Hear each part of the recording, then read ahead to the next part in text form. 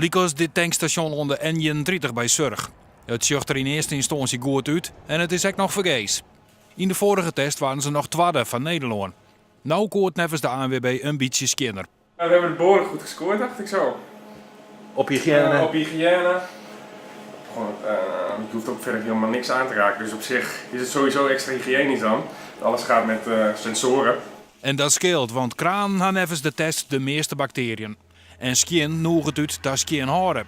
Alles is al schoon, dus mensen laten het over het algemeen dan ook schoner achter. Dus als je een wat viezer toilet hebt, dan maken meer mensen er ook een rotzooitje van, zeg maar.